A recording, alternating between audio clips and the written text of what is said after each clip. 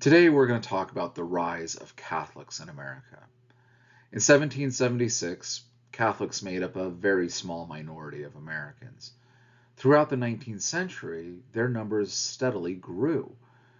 As much as we might talk about a Methodist miracle and the rise of different Protestant groups in the 19th century, slowly and steadily, Catholics went from being an unrecognized minority to the largest single religious body, though still remaining smaller than Protestants.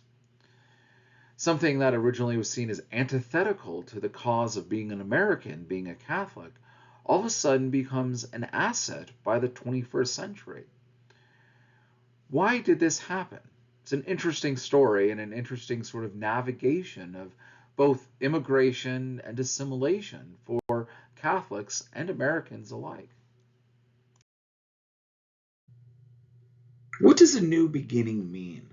What does that mean for you? This is an important kind of opening thought or question as we're moving through our discussion of Catholics in America, because in many ways, the Catholics in America came and it was a new beginning. It was something different than what they had experienced in Europe and Asia and Africa. It's kind of a new start for a lot of people and a break with that existing community. When you move to a new community, likely when you went off to college or something to that effect, where no one knows you, how do you preserve your identity? Do you become more of what you were before? Or did you abandon what you were and try to remake yourself something new? Did you stop being what you were before you moved and decided, here's my new persona, I'm going to fit in with this crowd, I'm going to take on this identity? Or did you mold them together? Did you work hard on preserving your old identity? Did you become more of what you were before or not? And then how important are other people who are like you to a certain extent in helping to shape that identity? You don't do this all on your own. You always have others with you. So did they help you move the direction that you wanted to go or not? Today, the largest single religious denomination or group, or however you want to label it, in the United States is Roman Catholic. This is both shocking and not surprising. The largest religious body in Europe is Catholic. The largest religious body in Canada and Mexico are also Catholic. Catholics in America predate the Revolution. They've been here nearly since the beginning, depending on how you would like to date all of these things. So that they have a continued presence shouldn't be surprising. But at the time of the American Revolution, less than 2% of Americans identified themselves as Roman Catholic. Of the 3,228 different congregations that we know about, only 56 of them were Catholic, most of which were found in Maryland and a few other places in the South. The colony of Maryland was the first to bring over Jesuit missionaries, and so they kept moving out on the frontier and trying to do the best they can to reach the natives as well as the new American populations. But this wasn't an easy thing or something that was handed to them as some sort of success. It wasn't a fait accompli. In fact, there were a lot of challenges, and it's rather surprising that they did succeed. As America continued to grow after the Revolution, so too did its Catholic presence. This is somewhat in part because the frontier that existed all around where the 13 colonies and now the 13 United States were already settled to one extent or another by people who were Catholic. The Spanish brought missionaries over to Florida in the 16th century. So they're right there on the southern border, right south of Georgia.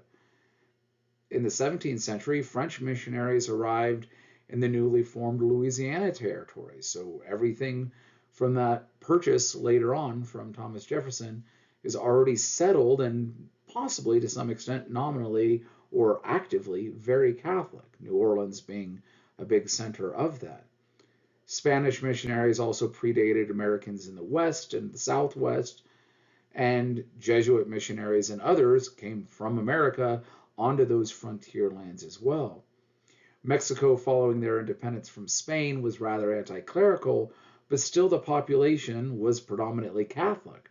Thus, following the Mexican-American War and the Treaty of Guadalupe in 1848, the United States acquired not only territory, but a large number of Hispanic Catholics as well.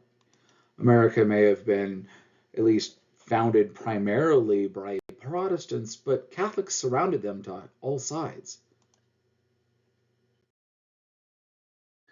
The 19th century saw massive immigration, and a large number of those immigrants were from predominantly Catholic countries. Following the Civil War, 13.5 million people came to the country. In the first decade of the 20th century, nearly 9 million more arrived. This is in addition to the waves of Irish immigrants who came over during and before the Civil War at the first half of the 19th century.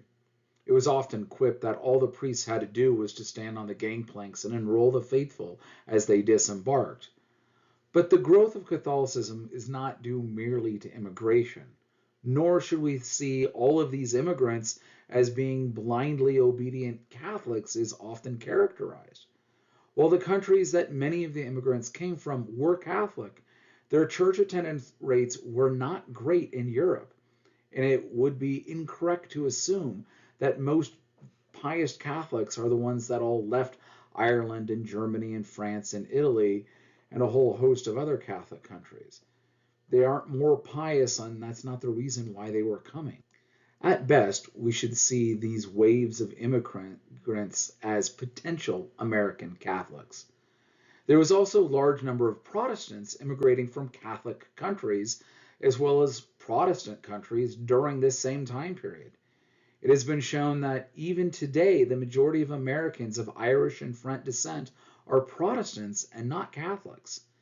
It is incorrect to simply take all the immigration that came from a Catholic country and add that to the numbers of Catholics in the country, as oftentimes is done by different statisticians and those trying to explain either why the country became Catholic or some sort of Catholic collapse because what happened to all of these people? With that said, by 1890, Roman Catholics were the largest single religious body in the United States. Some people want to push this earlier to 1850, but their numbers are ascending. We won't have this confirmed really until about 1890. Catholics grew along similar lines to the Methodists, from less than 2% affiliated in 1776 to nearly 14% in 1850. In 1890, Catholics had 7.3 million adherents, while Methodists, the next closest group, had only 7.1. Baptists, after that, had only 6 million, and the Presbyterians had less than 2 million. Catholicism is now, by 1890, the largest single group.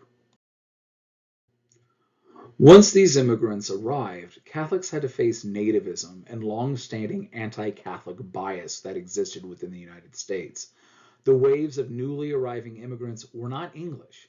They did not share many of the customs of America, and nativist sentiment moved from social apprehension on issues of poverty, illiteracy, and unsanitary habits to fear of being replaced by Irish and German drunks who would arrive on Monday and vote on Tuesday, or at least this is how it was often characterized. Much like debates over immigration today, there was an ongoing question about the economic value that immigrants also provided. For some, they were a growing workforce that helped to raise the economy. For others, they depressed wages and had a number of other social and cultural costs. Catholics, like nearly all immigrants once arrived, also set up their own ghettos and did not appear to assimilate as fast as the native populations would have hoped. Many did not speak English, and even social liberals, such as John A. Ryan of Catholic University, advocating for restricting the flow of immigration. This began with forbidding convicts, lunatics, and idiots in 1882, then polygamists and those carrying diseases in 1891, and in 1917, a literacy test was imposed. To be literate at this period generally meant that you could sign your name.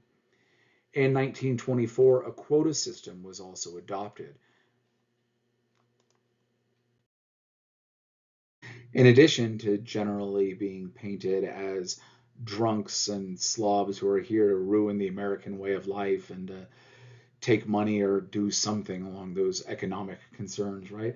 Catholics were depicted as being members of an international conspiracy to subvert America by others, including Samuel Morse, the inventor of the telegraph, who had a series of letters entitled A Foreign Conspiracy Against the Liberties of the United States as early as 1834, before much of the immigration from Catholic countries actually even arrived.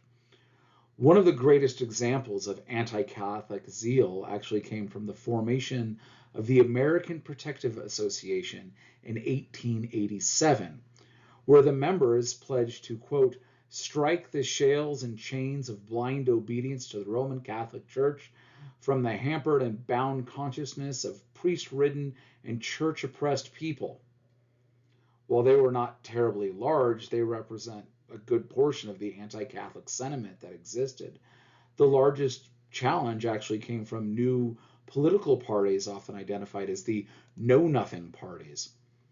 The Vatican's encyclical Immortale Dei of 1885, written by Pope Leo XIII, didn't help much either. It stated that the Pope is sovereign of the Church. He is also the sovereign of every other society and every other kingdom. This caused many Protestants to believe that the Pope guided all Catholics in their thoughts, not only the ideals of America, but in every aspect as well. Leo ended up doubling down on this in 1899 with his letter Testum Benevolentia, where he condemned Americanism. For most, Catholics were just seen as too foreign. It's difficult to parse out if the hostility was due to them being Catholics in the 19th century because of their religious beliefs, or if it was prejudice against their country of origin, or just the waves of new people coming in and other Americans feeling displaced. Many American Catholics dislike the waves of immigrants that came in as well as their other American counterparts, often criticizing their public behavior, even pointing to their raucous laughter, fighting, and general uncleanliness.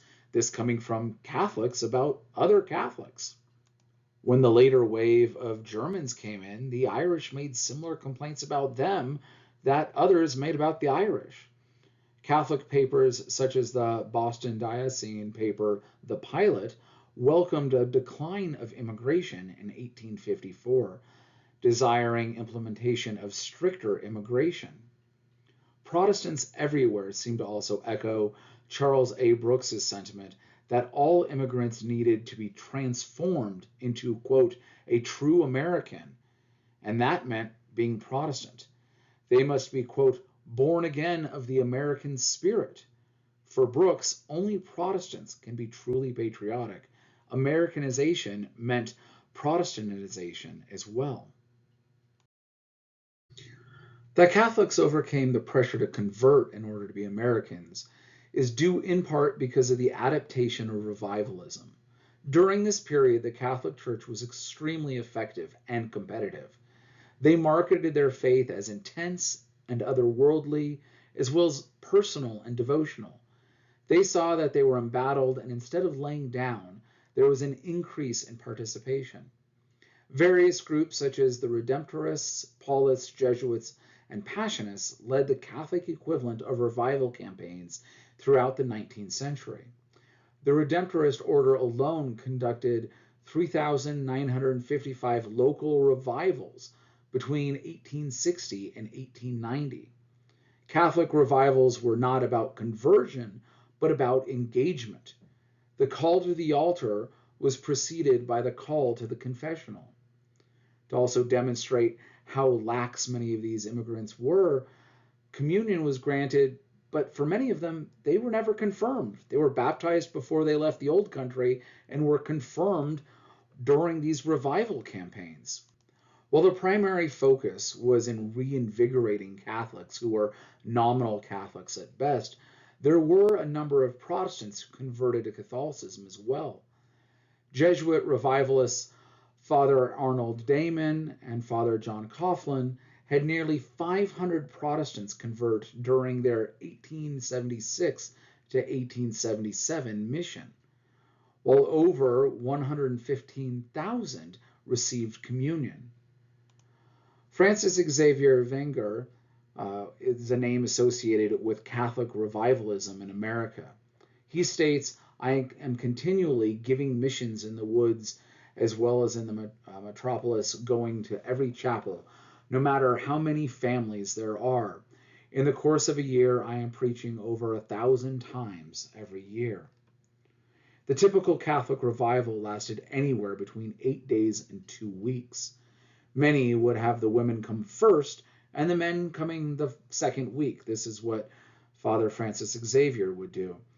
Usually, women would then urge their husbands and sons to attend, and they'd be easier or more likely to show up during that first week. The revivals consisted of several masses and sermons.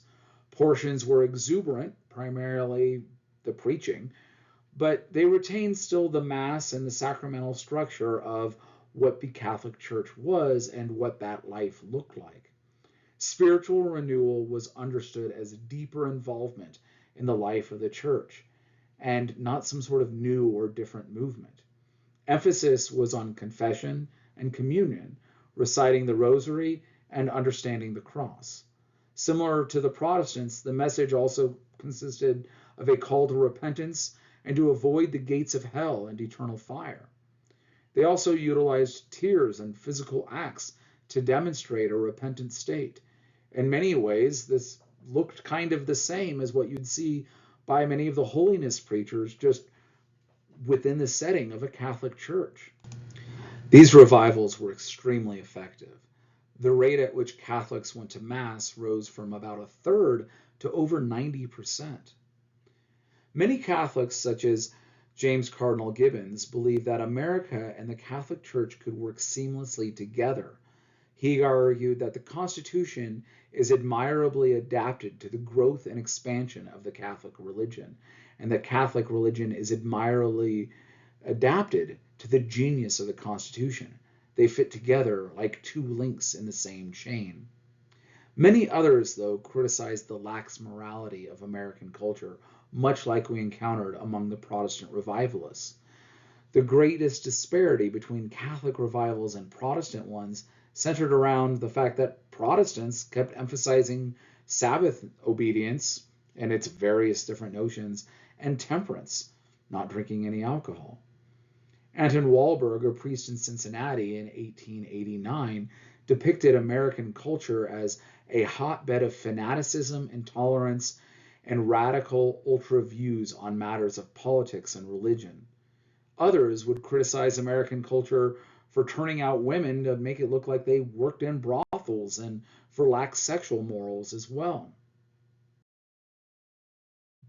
The most serious complaint Catholics had against America came in their assault on American schools.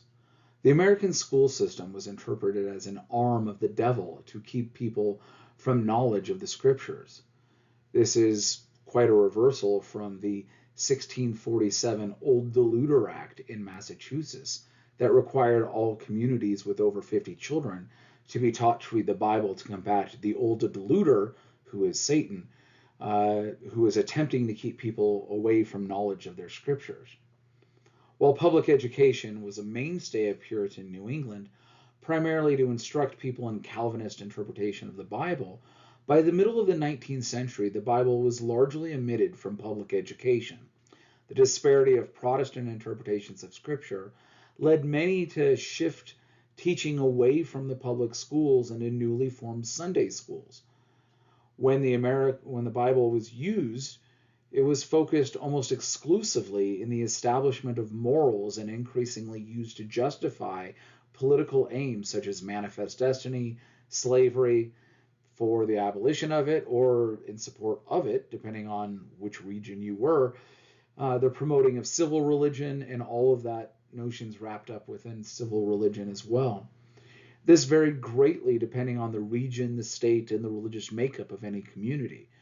Sometimes you'd go from one community to the next one and it would have a different religious makeup, and therefore that school might be more or less religious or use the Bible more. But increasingly, especially in the Northeast and then kind of less so the farther out you get, Bible and religious ideas were not instituted in schools. In fact, a lot of Americans didn't want a lot of religion to be in their schools, even religious individuals.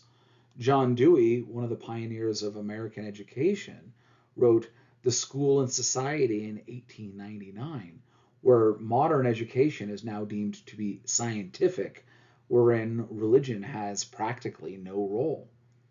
Still, the Little Red Schoolhouse was an American institution, and challenging it on the grounds that they are godless offended a lot of Protestant sensibilities.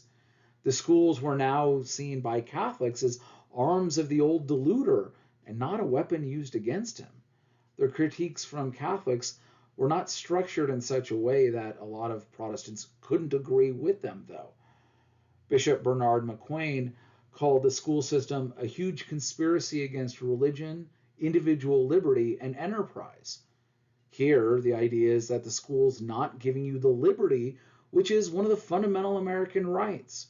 It's trying to appeal on the fact that this institution is keeping you from living up to the higher ideals of what America is supposed to be. Michael Moeller called the public school system a disease which would break up and destroy the Christian family, and as hotbeds of immorality, things that no Protestant would like either. The Catholic school system was an essential aspect of the parish. In 1884, roughly 4 out of every 10 parishes had a grammar school attached, and the goal was to increase this whenever possible to 100%.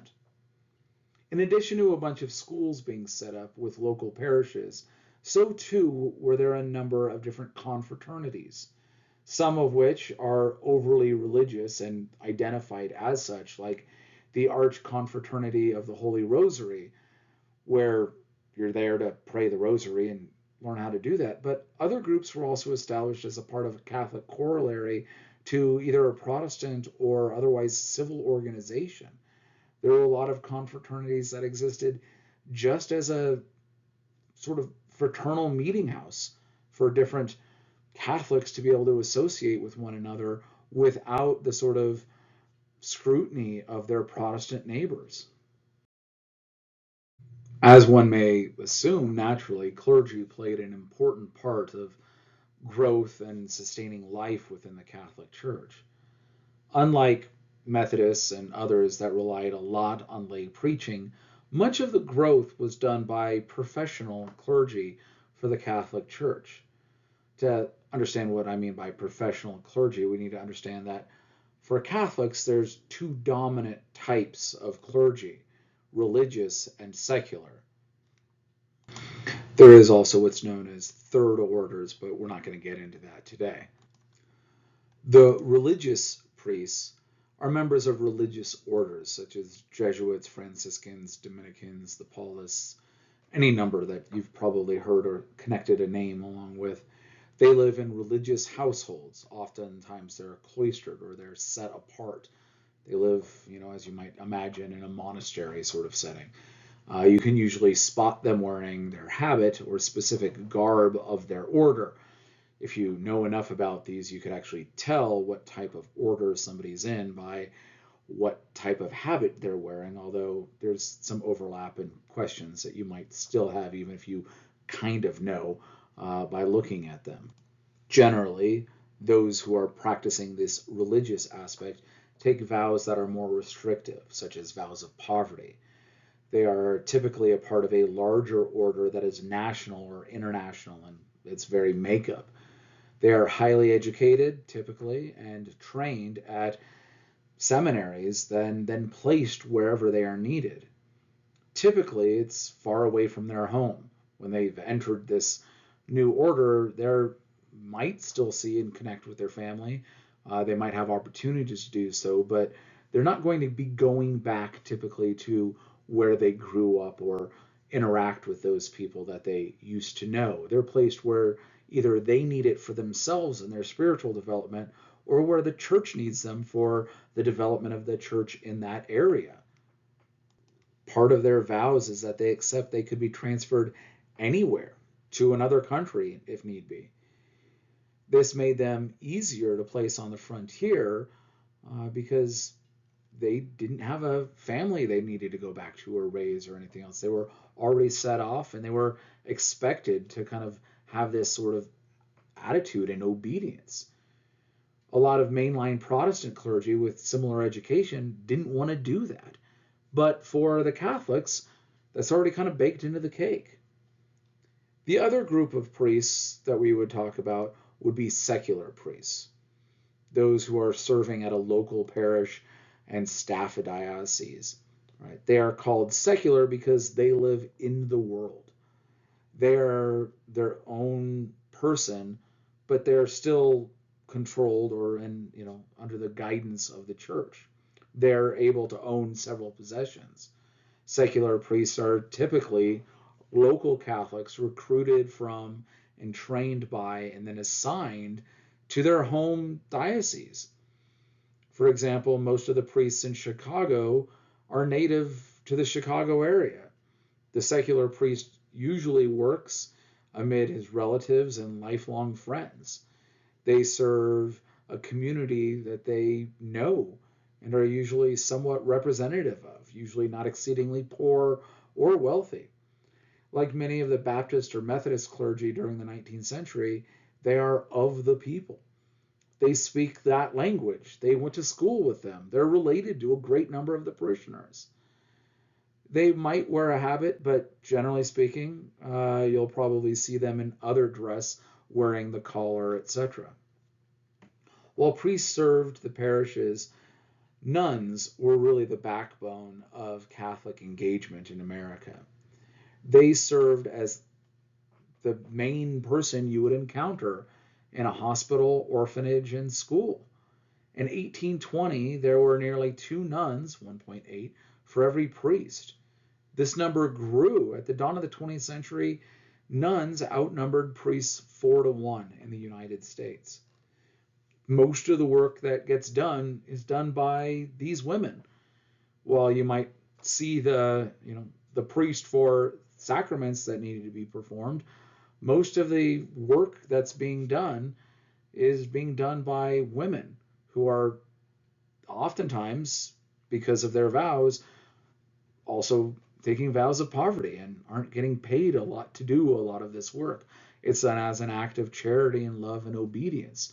It is done for their salvation as much as the salvation of those that they are serving. One of the greatest challenges that Catholics had in the 19th century did not come from being immigrants or outsiders, but came from within. The diversity of practices and ethnicities of the Catholic Church were exacerbated by life in America. Provincial councils were established in 1829 to address the growing concerns of the increasingly growing Catholic population. Not surprisingly, the first order of business was actually to set up schools and to teach the principles of the faith and morality. Before 1846, America constituted one province, Baltimore. 5 more were added over the next 5 years in reaction to the growth that was taking place. While there was a large German presence in the colonies, the Irish were actually the first major wave of Catholics to arrive and would dictate American ecclesial practice until the mid-20th century. The Irish and German practices were not the same. In 1886, Milwaukee German priest P.M. Ablin pointed out that the whole character of worship differed between Irish and German. The Irish, he said, love simplicity and don't care much for pomp and splendor, while the Germans love the beauty of the church edifice and the pomp and ceremonies, belfries and bells, organs and sacred music, procession, feast days, societies, and the most solemn celebration of the First Communion and weddings. So we see here this sort of you like this, we like that, but you're in charge of us tension that existed within the Catholic Church, depending on which ethnic body you came from. Governance also differed depending on your ethnic makeup. The German laity had far more control of the administration of the parish life, while the Irish generally left everything up to the priest to do. The difficulty only increased when the Italians, Czechs, French, and Poles arrived. While all of them identified as Catholic, they didn't always agree. In fact, we even have schisms and fights, and oftentimes the Mass would be conducted in Latin, but the homily was in the language of the vernacular. And so you might show up to your Polish church and you're a Czech, and so you wouldn't go there. You'd go form your own Czech one, even though it's Catholic, because that's not who you are. That's not a part of your group identity.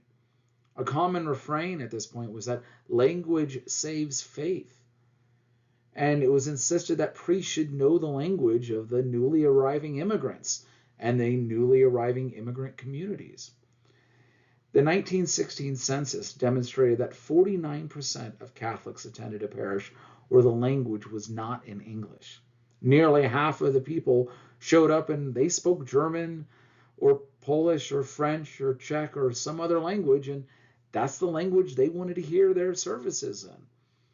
So churches were oftentimes, again, set right next to each other, right across the street, having overlapping groups, but the groups really didn't overlap other than the fact that they were Catholic. The fact that you're Italian and I'm Polish meant we weren't really going to associate with each other. Our children weren't going to marry each other. Very rarely was that done because, again, this national identity still applied, in part because of the language. What a lot of them shared was a sort of seething resentment of the Irish, to be honest. And why? It's because the Irish dictated the ecclesial policy for everybody. You would have entire Polish communities that are led by Irish. You have entire German communities that are led by Irish. And they would have a difficulty of trying to move anything up and down the rungs of power because the Irish were there first and there weren't that many measures set up for you to be able to learn and grow and adapt as much as you would hope to. This did change about the middle of the 20th century. Ethnic tensions largely began to fade away, in part because of the world wars. Your German identity isn't as important when you're fighting a war against the Germans, and you don't want to be called out for that, or French or Czech or Polish or whatever, and what sides of those wars are being done. You didn't want to have that being played out here in the American soil as well. At the same time, we also started to get more and more hierarchy moving away from just that Irish setting. More and more of the Polish churches were governed by a Pole, and those of the German churches by a German. Finally, just the nature of immigration, too, was that the parents would show up and might not know any language other than their native language, but their children would learn English. And their grandchildren grew up probably in a house that only spoke English with the occasional references to a couple of words in the old language. And they weren't as familiar with that. And so the idea of what your ethnic tie is mattered less and less. It doesn't mean that it isn't there, right? All of us in America have this idea of, well, I'm ethnically this, that, and the other, but I'm an American first sort of idea. And that's what we end up seeing usually by the third generation in almost every group. With the adaptation of English, we also get the adaptation of American norms and living in American society and occasionally venturing out farther and farther from those ethnic neighborhoods that the grandparents oftentimes settled. The 20th century saw dramatic changes in the life of Catholics around the globe, and in the United States in particular. In 1908, Pope Pius X issued the Apostolic Constitution Sapiae Consolium, where he recognized that the Church in the United States was no longer operating under a missionary status. From June 29th onwards, Catholics in America will be administered themselves like all the older Catholic branches that are found within Europe. It took another decade for an American Catholic Church identity to fully emerge. It was aided in this by the First World War. With the outbreak of the war, the constant stream of immigrants from Europe was cut off. This allowed for a stabilized Catholic identity to form for the first time when the U.S. entered the war. It also spurred many Catholics to abandon their old national identities. Out of patriotic fervor, all Catholics, not only those of German descent, wanted to be seen as Americans. This included abandoning not only some national traits, but languages as well.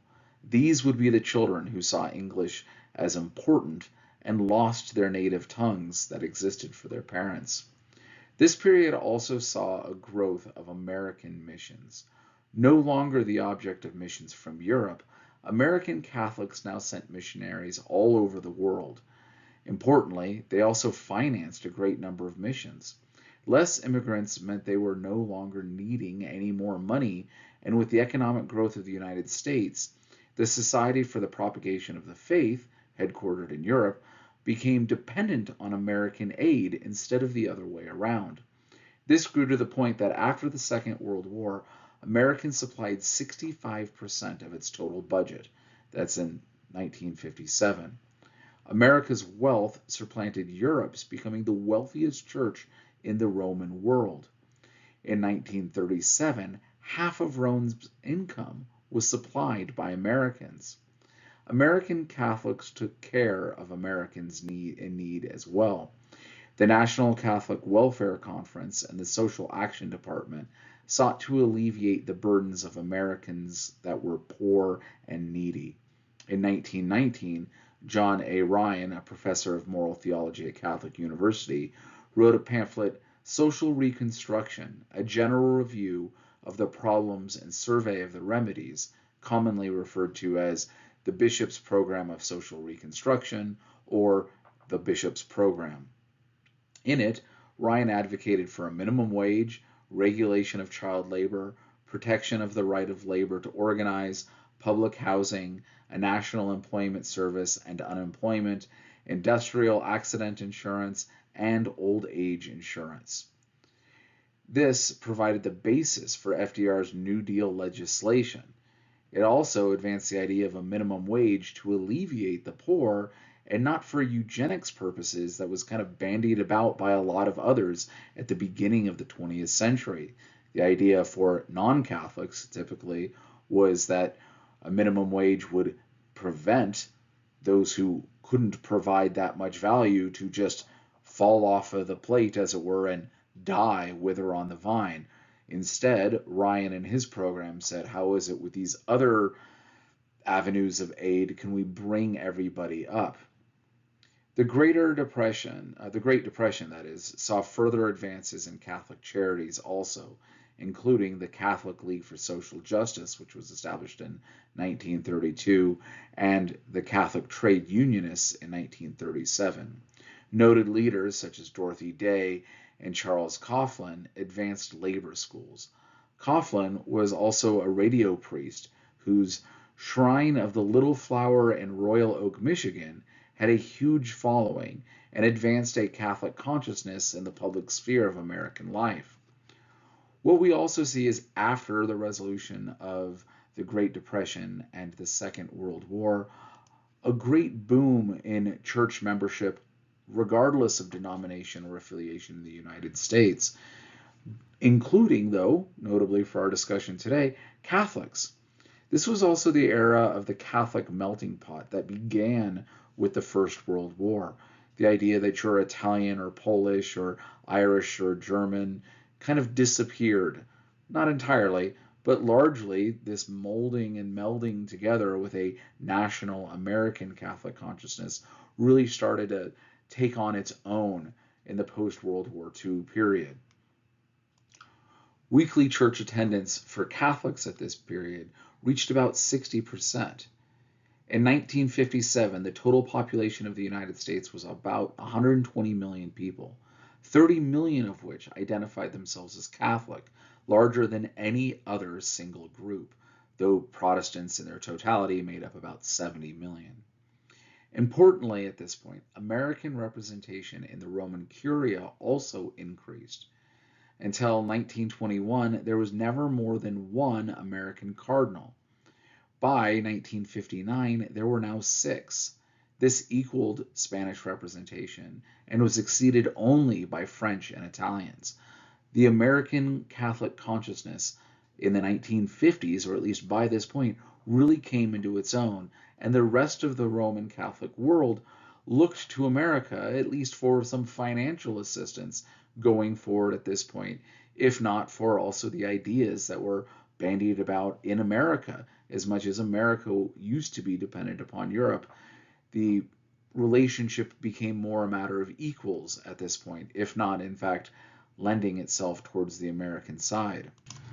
Inasmuch as the events of the world helped to shape Catholic identity in the first half of the 20th century, the second half of the 20th century, Catholics kind of shaped their own destiny in America and abroad. For America, really, the people who shaped this identity is 3 Johns and a John Paul.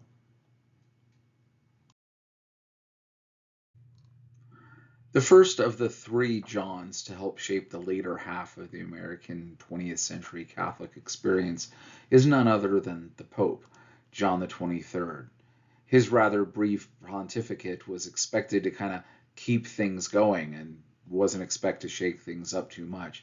But instead, he shook up the entire world, especially for those who are Catholic. And in many ways, he wasn't just a placeholder. In addition to calling for the Second Vatican Council, he wanted to create a more open and modern church. He called for the end of the arms race, the end of racism, limits on the power of a few nations that they were able to exert over others, the requirement of governments also to provide some of the basic needs for their people, including clean drinking water, good housing, decent roads, and a quality education.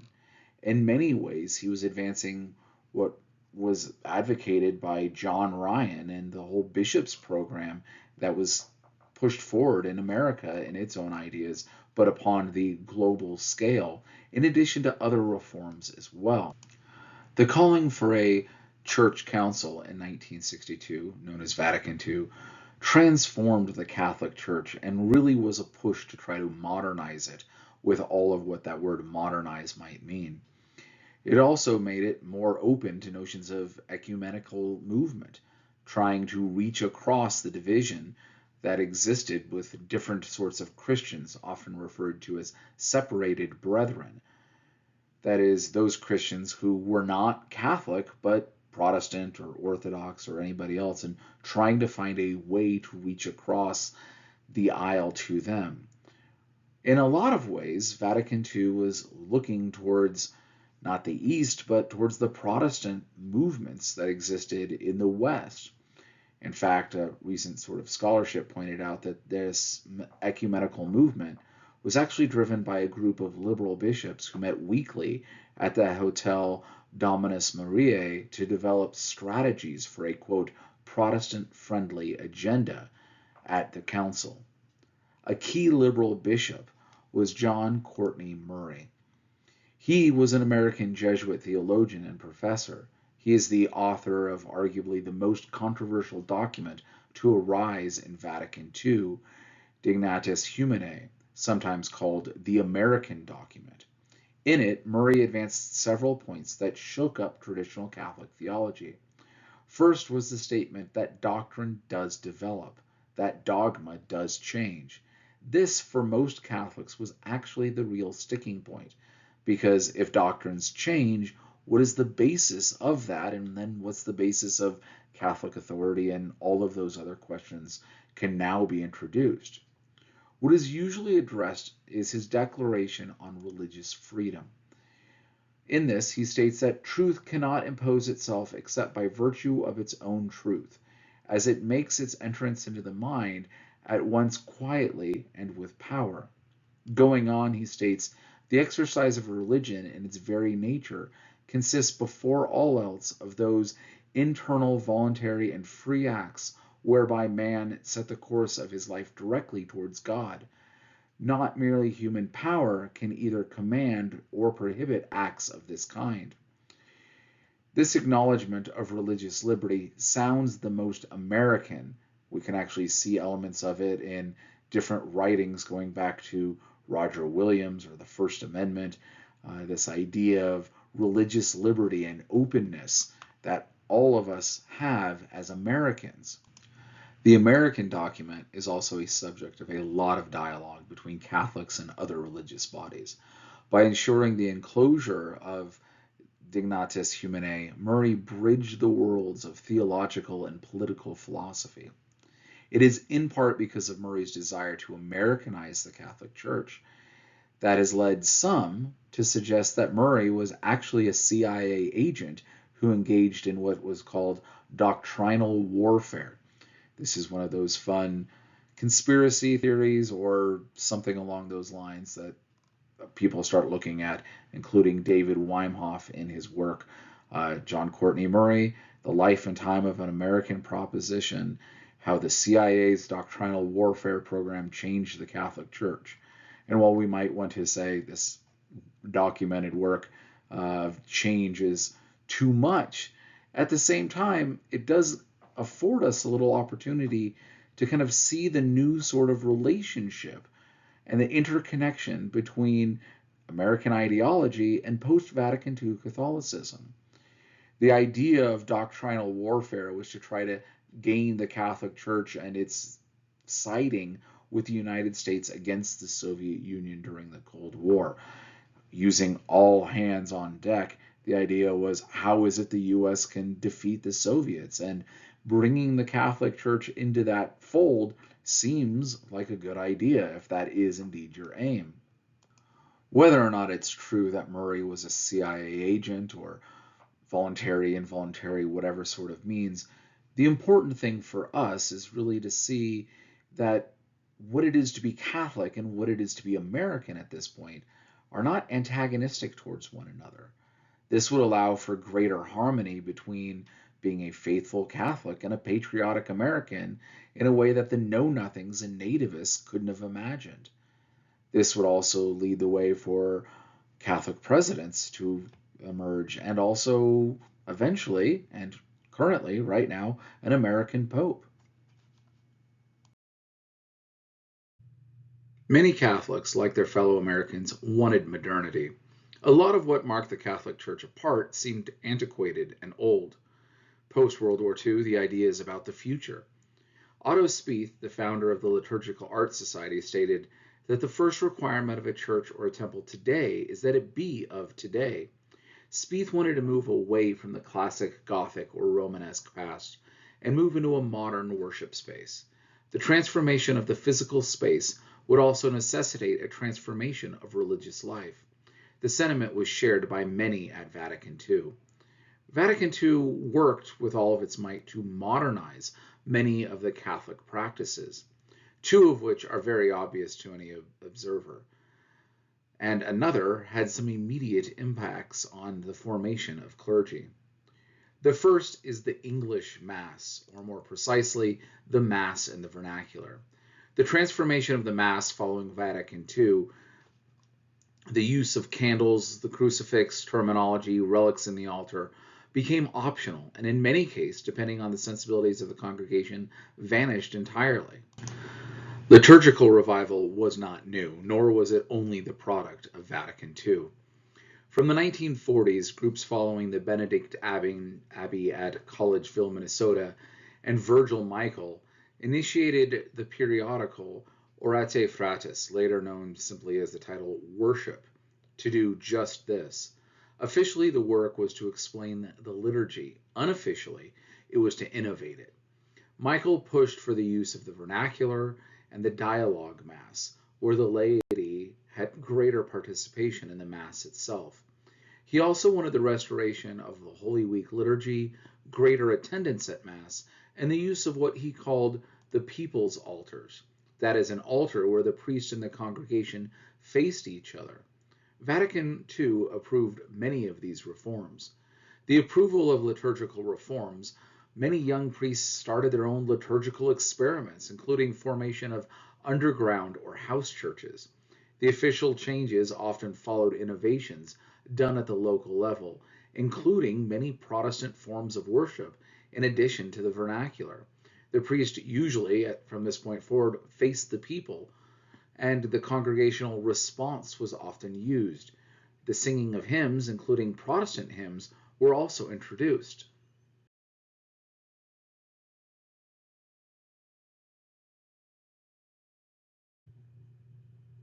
The Latin Mass was a clear, visible sign of the Catholic Church. That sign was now gone, and in its place stood a Catholic Church whose singing and order of worship largely resembled Protestant churches, even with some bemoaning the new guitar Mass that was introduced in some parishes. While some of the reforms were welcomed, the sense of loss and tradition hit many of the parishioners who felt no need to remain Catholic, given the new ecumenical spirit also advanced at Vatican II. It also led to the Catholic traditionalist movement issuing their first manifesto in 1965. The second massive change was to eliminate the requirement of fasting from meat on Fridays. Fasting was not relegated simply to Fridays on Lent, but Fridays throughout the entire year. Much like the Latin Mass, and a very clear symbol of being an active Catholic was to regularly fast from meat on Fridays. This is where Fish Fridays and having a very long tradition and not just something new or not just during Lent had existed within the Catholic Church. The practice of fasting from meat on Fridays is actually a very ancient custom of the Church. The practice is currently shared by Orthodox Christians, where all of the ancient church, going back to at least the first century from what we have written records of, would fast on Wednesdays and Fridays, commemorating the betrayal of Christ by Judas and his crucifixion. This was actually an adaptation of the Tuesday-Thursday fast done by Jews throughout the Second Temple period. While Western Catholics, for the most part, did not fast regularly on Wednesdays from a very early date, the Friday meat fast was preserved, and by eliminating the requirement to do so, this led many Catholics to wonder what else was necessary. If it is no longer a mortal sin to eat meat on Fridays, how about regularly attending the Mass? Is it a sin to miss the Mass? And how many? Progressive Catholics continue to push this even farther, challenging the Church's teaching on birth control, celibacy of priests, and papal infallibility. It has been quipped that the Catholic Church managed to arrive at a remarkable worst of both worlds position, discarding the cherished distinctiveness in the areas of liturgy, theology, and lifestyle, while at the same time maintaining very high demands that its members and clergy were at least willing to accept. The worst of both possible worlds trickled over to just changes in selecting and growing young clergy. The changes for religious orders were rather striking. Three council documents in particular led to these changes, and it impelled a sort of revolution in the religious life. The first is Luminum Gentium, and it declared that all Christians were called to holiness. Simply by having been baptized, you're called to live a religious lifestyle. Now, this might not seem rather dramatic on its face. In fact, most people would agree. You are not just relegated to being religious and being holy is only for the priests. But this actually had a lot of impact on what it was to be a priest or a nun. The idea was that by taking up religious orders, there was a sort of superior state of holiness. Previously, the church taught that priests and the religious, that is, those who've taken orders, were actually in a superior state of holiness. Now, despite their vows, they're just like everyone else. This was good for the laity, but not for recruiting more clergy. After all, if I could be just as holy being a layperson as I can being a priest, why should I sacrifice getting married, having a job, especially for a lot of nuns who did a lot of this same work but now are getting paid less or nothing? They're living in different avenues and it doesn't look terribly different. It's just impacting their life in what would seem to be a more stringent, difficult way with a similar sort of outcome. The second document is Gaudium et Spes, the Church in the Modern World. And this revoked the preference for withdrawal from the sinful world. It proclaimed that it was now inappropriate for the religious to pursue a cloistered life, and that they should become full participants in the secular world. The document stressed the need to modernize the entire lifestyle of the orders. Throughout the history of the church, the idea of going off and joining a monastery, being surrounded by others, monks, nuns, who are like you going through the same process, was actually a valuable thing. You're away from the world, but you were with a community. Now, if you're back into the world and living in an apartment or something else to that effect, how are you building community? How is it you're being reinforced and finding a lot of what it is to actually have this appeal for a lot of young monks and nuns? The third document, known as Perfecte Cateritas, usually referred to as the Decree to Up-to-Date Renewal of Religious Life, was released in October of 1965, just as the council came to a close. It is actually rather vague on what was supposed to be done, the methods, and even some of the specific outcomes, but it opened up with the statement, "The manner of life, of prayer, and of work should be in harmony with the present-day physical and psychological conditions of the members." As such, whole orders abandoned their convents. Taking this and the previous statement to heart, everyone just kind of went out into the world, lived in apartments, abandoned the habit, remaining monastics, but no longer being able to be identified as such by the public. The result of these three documents was that the distinctions of the monastic life evaporated. The advantages that you would have for being a monk were no longer there. And you just kind of lived a regular life alongside everybody else instead of being something set apart, which had value for both those who are undergoing the religious life and the rest of the people around them. The relationship that could take place by being in habit and obviously of a religious nature meant that you were approachable for the laity if they had spiritual questions and counsels. You were known, and therefore what sort of temptations the world would offer you might be a little different as well. Modernization and changing the way that the clergy related with the rest of the world wasn't always bad. In fact, many Catholics grew to prominence during this period. One example that we can have is the use of media by Fulton Sheen, the Archbishop.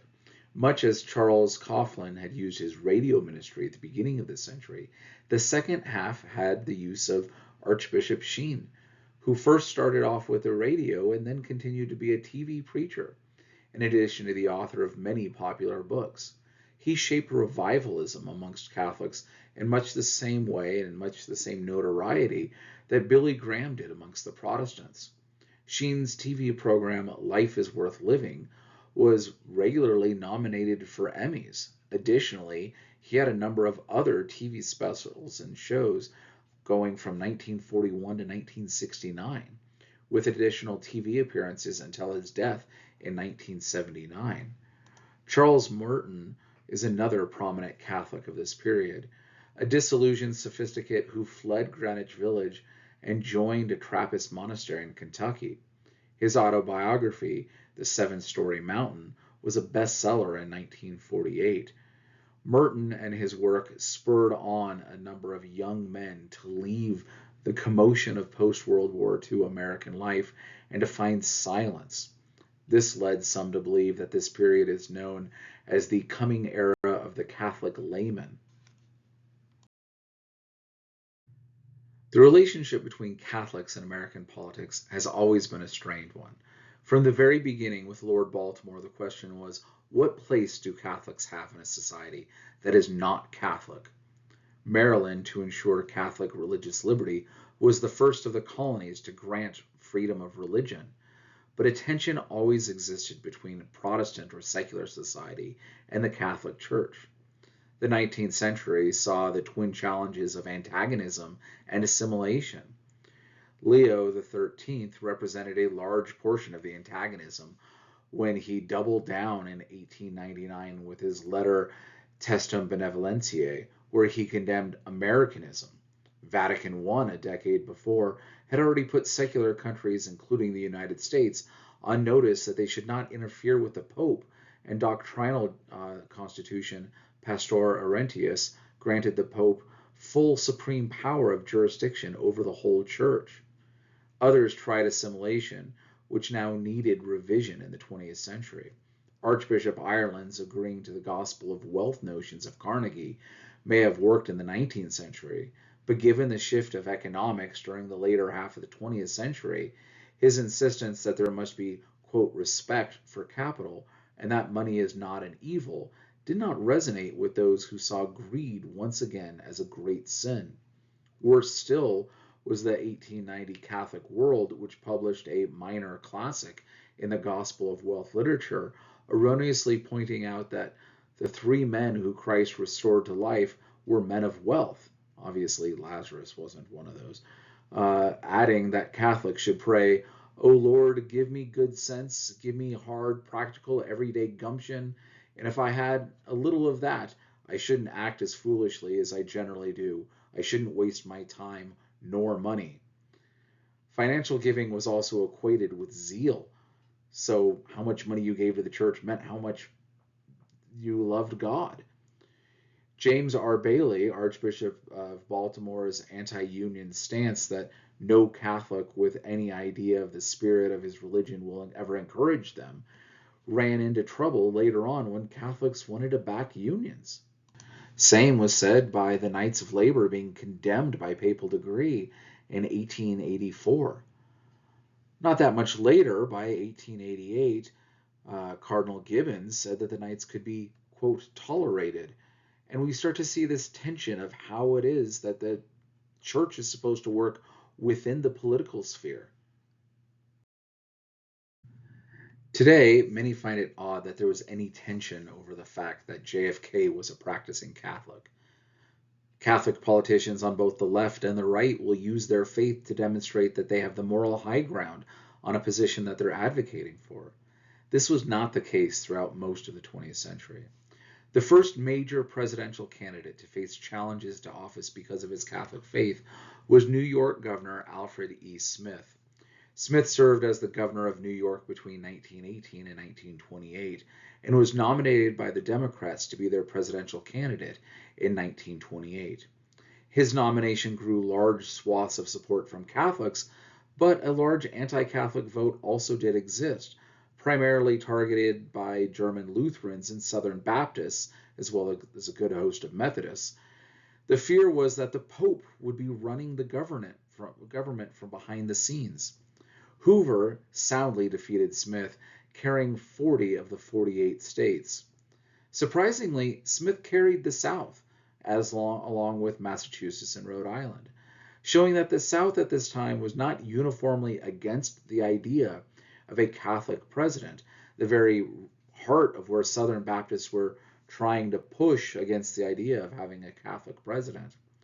While common interpretation was that his being Catholic cost him the election, the truth is that he was in a difficult position to win against Hoover anyways, who was loved and believed to advance the notions of economic success of the 1920s. Additionally, Democratic percentage of the vote actually increased in 1928 to 40%, far above the 28% of 1924 and the 34% of 1920. Today, the growing consensus is that his being Catholic may have actually helped him in the election. It was just not likely to be one that would lead anyone to success. Anti-Catholic sentiment did absolutely exist. The calls to vote as you pray from Methodist Bishop J.M. Cannon seemed to fall on mostly deaf ears. Prohibition was likely a larger issue than religion. When JFK ran, he faced the same fears that Smith did, that the Pope would secretly be running the country. On at least 3 distinct occasions, JFK had to respond to this religious question. The first time was before he won the nomination by the Secretary of American Newspaper Editors in Washington, D.C. in April of 1960. Then, once again, he had to address the press, this time in Los Angeles in July after he had won the Democratic nomination. 2 months before the election, he spoke once again to the Ministerial Association in Houston. Every time he made the same point. As president, he was committing himself to upholding and defending the United States Constitution, including the First Amendment guarantees regarding freedom of religion. He also stated that no vote should be cast for him just because he was Catholic, nor should any votes be cast against him for that reason alone, echoing the same statement made by Alfred E. Smith.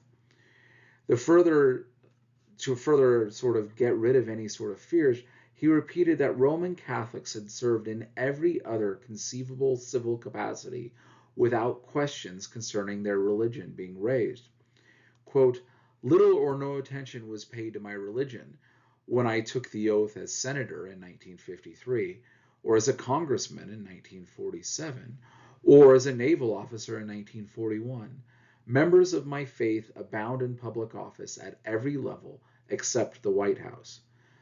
When JFK won the White House, we now know that a Catholic could indeed be president of the United States.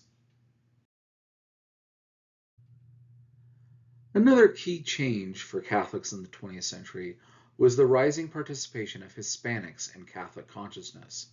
While Catholic Hispanics to a great number lived in the Americas since the Mexican-American War, it was not until the 1950s when their presence entered the consciousness of Catholics outside of the West and Texas. To a large degree, it was actually the work of a layman who sparked this awareness. Cesar Chavez, whose work in labor and civil rights grew awareness of Hispanic Catholics. By 1975, Chavez had 17 million Americans supporting his boycott of grapes in support of the United Farm Workers. Importantly, Chavez was invited to the elevation of the first Hispanic bishop in 1970. Patrick Flores was elevated in San Antonio in 1970. One of the 225 bishops was the only one that was Hispanic. 9 years later, Flores will be elevated again, this time to Archbishop. San Antonio had more than 700,000 Catholics, almost all of them being Hispanic. 2 years later, in 1972, we also have the formation of the National Hispanic Pastoral Conferences. The Pope blessed the Second Conference in 1977, saying that he would support them as a matter of strict justice to help the people with their struggle to overcome everything which condemns them to a marginal existence. Further steps were taken, and by 1980, there were now a dozen Hispanic bishops serving the United States. In 1983, Spanish-speaking parishes were blessed to be served in Spanish, and priests were required to speak Spanish in those communities and not only English, since Spanish was the vernacular. Some have referred to this as the, quote, browning of American Catholicism, but in many ways it's recognizing the realities in many Hispanic communities. As of 2025, there are 3 Hispanic archbishops serving the United States, 10 bishops, and 13 auxiliary bishops. While many Catholics welcomed Vatican II and its reforms, others were reluctant to accept the Church's new stance on the modification of daily life as a Catholic. On both sides of the aisle, many American bishops were hesitant and cautious. The new ecumenical spirit also led to a drastic decline in conversions. After all, if I can be going off to heaven and not be Catholic or not be a faithful Catholic, why should I do that? Worse, too, was actually the lack of engagement by Catholics in this period. A Gallup survey in 1971 found that only 52% of Catholics attended Mass regularly. 42% did not regard absence to be a sin. 63% of Catholics did not make it to confession within the last 8 weeks or longer. 78% believed that their children could still be saved even if they left the church, likely pointing to the fact that they were baptized. Practices that would have shocked a great number of Catholics 20 years earlier became normative. Notable for the American Catholic experience, enrollment in parochial schools also saw a significant decline, and some schools closed down due to low attendance. The schools faced the additional challenge of fewer nuns to teach and the dependence on highly paid lay teachers, and this created a new financial concern, leading to the argument by Mary Ryan and others in 1964 that the entire enterprise should just be phased out. One other major challenge in post-Vatican II Catholicism seems to be a little bit of the disconnect between the clergy and married life. Questions would emerge over the, quote, lack of concern placed on married life and the struggles that exist for those who are married and have very large families, which in the modern world is becoming more burdensome, and how to resolve this sort of question of conscience that existed in surrounding the issue of birth control. To try to help resolve this issue, Pope Paul VI called for a special commission to look into this issue. But while the commission was trying to figure out what their findings were, the Pope issued Humanae Veritae. The document stressed that all sexual relations needed to be open to the possibility of life. Contraception was not permitted before, and it would not change at this point. This was not a radical departure, but it wasn't the sort of move that a lot of Catholics were hoping would happen, seeing as they thought the whole notion of modernization should include the burgeoning sexual revolution and the sort of events that are surrounding that. Pope Paul VI did make some other moves towards America. In 1970, he canonized Elizabeth Bailey Seton. She was the first American-born Catholic saint. There were other American saints, such as Mother Cabrini, who was elevated in 1946, but she was Italian-born. Seton represents much of the mood of Vatican II and America. She was born in New York in 1774 as an Episcopalian. Thus, we have some ties in with the whole ecumenical movement. She was married, showing the value of married life. She had 5 children, showing the value of larger families. She was a Catholic convert, and she worked tirelessly within the parochial school system, once again elevating the idea of the Catholic schools. And she was the founder of a religious order, the Sisters of Charity, the first American congregation of religious sisters. She died in 1821 in Maryland, once again connecting in with those Catholic roots, and represented the sort of founding of the country and the religious shift towards Catholicism. Throughout this period, the question was always about engagement. One thing that rather marked a transition in this level of engagement was the elevation of Pope John Paul II in 1978. He is the first non-Italian pope in more than 400 years and represents a shift away from the old static ways, as at least they appeared to many Catholics. Furthermore, he was relatively young and rather charismatic. Countless stories about him talks about his love of skiing, for instance. But immediately upon his elevation to the pontificate, he went out on a worldwide tour trying to show Catholics that there's energy, there's life, that it's not about stagnation and death. Gathering large crowds around him, he traveled throughout Europe and South America and Africa and the United States as well. By May of 1980, John Paul II had held rallies in Boston, New York, Philadelphia, Des Moines, and the surrounding farms, Chicago, and Washington, D.C., being the first pope to meet with a sitting U.S. president in the White House. He tried to strike a balance between the conservatives and the liberals of the church, speaking out against abandoning priestly celibacy and the ordination of women, while also promoting local devotional practices, including greater attention to the veneration of Mary, making a point of visiting shrines in Guadalupe in Mexico, the Black Madonna in Poland, and Knock in Ireland. He also tried, within all of his work, to strengthen family life, seeing this as the lifeblood of the Catholic Church. Catholic growth peaked in 1959, After this, the plateau lasted until 1965, while the role of the priesthood was diminished and the laity were increased. New advisories, school boards, and parish councils were established. The bishops sought greater cohesion and coordination among themselves, beginning in 1966 with the election of a president of a national conference of Catholic bishops. The trend downward within Catholicism was not inevitable, nor is it irreversible. The question for many Catholics is how to reverse that trend, not just with raw numbers, but percentages and increasing more clergy, increasing more converts, etc. In the 1960s, the thought of increasing engagement was the idea of liberalization. They thought this was the solution throughout the 60s and the 70s and even portions of the 80s and 90s. Today, though, the answer appears to be found among the more conservative or traditional Catholics.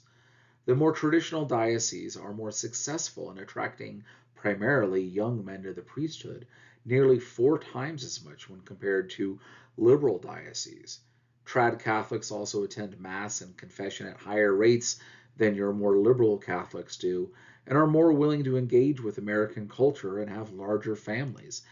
Growth is possible, and in fact, the projections look positive.